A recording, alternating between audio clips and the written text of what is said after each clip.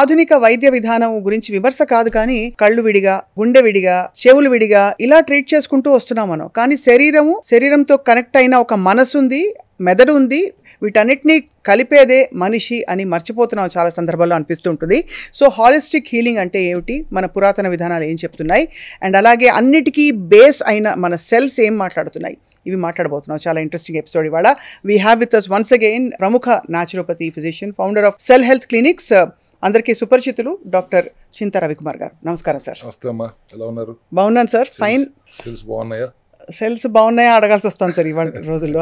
అది బాగున్నాయి లేదా ఎలా తెలుసుకోవాలి సార్? యాక్చువల్లీ సెల్స్ బాగున్నాయా అంటే మీరు హెల్దీగా ఉన్నారా అని అడగటానికి సరైన విధానంలో అడగాలంటే కణాలు బాగున్నాయా, సెల్స్ హెల్దీగా ఉన్నాయా. సెల్స్ హెల్దీగా ఉంటే మనం హెల్దీగా ఉన్నట్టే కదా. Correct, 100% sir. సో ఇవాళ రోజుల్లో మనకి ఫ్యాక్టర్స్ ఎక్కువ అయిపోయాయి సార్.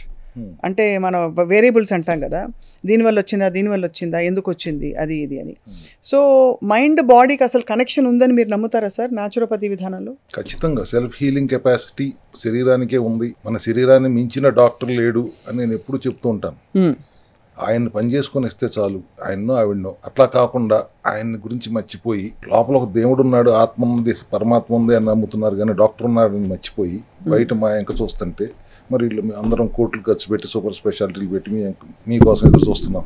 అట్లా కాకుండా లోపల ఉన్న డాక్టర్ని పని చేసుకునేవ్వండి చాలు. మేము సెల్ హెల్త్ క్లినిక్ లో అందరం ఆ సీనియర్ డాక్టర్ కి జూనియర్ డాక్టర్ లాగా పనిచేస్తాం.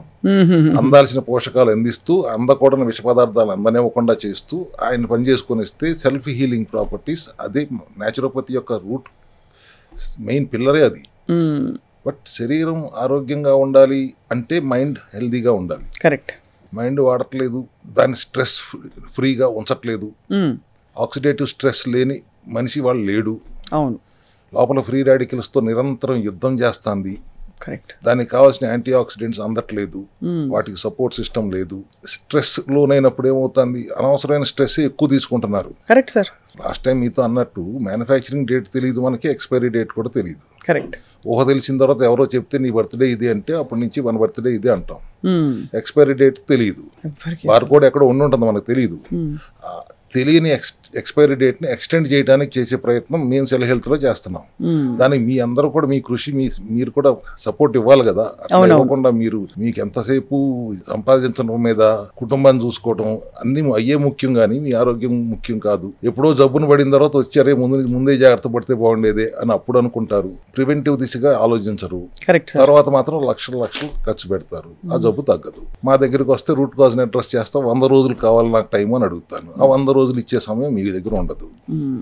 కాబట్టి మైండ్ బాడీ రెండింటిని ఇంటిగ్రేట్ చేస్తూ హోలిస్టిక్గా వెళ్తేనే పని అవుతుందండి. కరెక్ట్. శరీరం స్థూలమైతే మనస్సు సూక్ష్మం.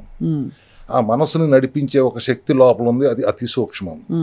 ఆ శక్తిని మనం అర్థం చేసుకుని ఆ శక్తి స్థితిలో ఉండటమే మనసుని రిలాక్స్ చేసుకోవటం. అది ఆధ్యాత్మికత అంటే నేను ఏ మతం గురించి మాట్లాడలేదు. There is a power with in which is driving our mind. అదే కదా, our mind is driving our body. అయినా సెల్స్ కి మతం ఏంటి సార్? మీరు అన్నట్టు అసలు మతం కులం గురించి కాదు. There is a power with in, there is a god with in. ఆ స్థితిలో మనం ఉంటే స్ట్రెస్ ఉండదు. ఖచ్చితంగా. కానీ అది ఎవరు ఉండట్లేదు. అందుకే మీరు ప్రాణాయామం చేయండి, కాన్సన్ట్రేషన్ చేయండి, యోగా చేయండి, కనీసం ఆ కాసేపు అయినా ఏమి ఆలోచించకుండా ఉంటారు అనే ఉద్దేశంతో చెప్తాం. కానీ అసలు మీరు ఆ శక్తి స్థితిలో ఉండగలిగితే అది విడిగా అక్కర్లేదు, ఇంకా అవసరం లేదు. అంతే కదా sir. That is how we can heal our mind. అంతే సార్.